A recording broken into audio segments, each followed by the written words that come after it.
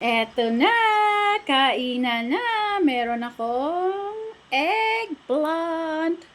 Meron akong alamang. Tsaka maraming kanin. Alamang talaga guys, no, ang the best partner sa pritong talong. Pero ang iba, gusto nila toyo lang tsaka suka. Ewan ko, sarap na sarap talaga ako sa alamang.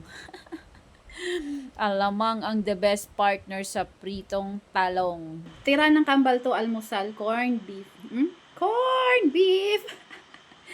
Huwag kayo maingay guys, hindi nila alam na nagluto ako ng eggplant. Ayaw nila akong pakainin ng alamang guys, pero ang bango. Sarap, tas maraming kanin. Huwag kayo maingay ha, kain tayo.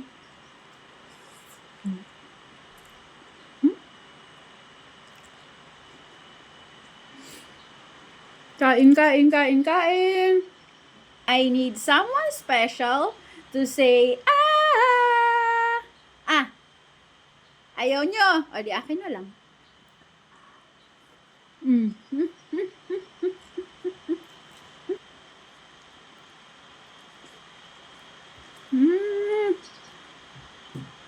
Mm.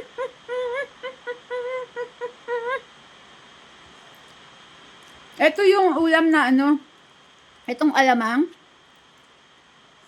Smells like hell, but tastes like heaven. Diba? Pero hindi naman, ang bango-bango kaya. Pag niluluto ko to, nagugutom na agad ako eh. Kasi ang bango-bango. Niluto ko to kahapon pa. Meron na akong nalutong tilapia sa ref. Kahapon pa din. Pinirito ko na siya.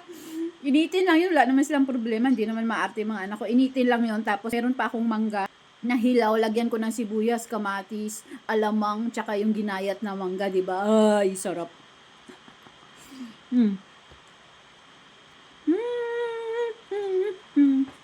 Kain tayo guys. Sis Lucy, ano kinakain mo dyan? Ano lunch mo?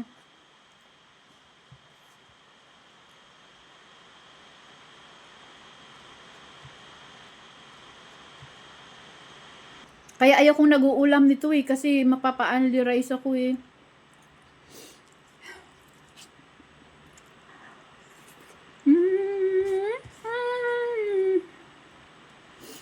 Thank you Lord sa blessings.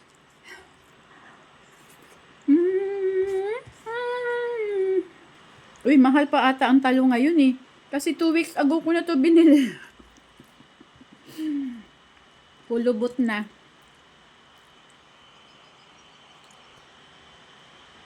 Bye guys. Thank you.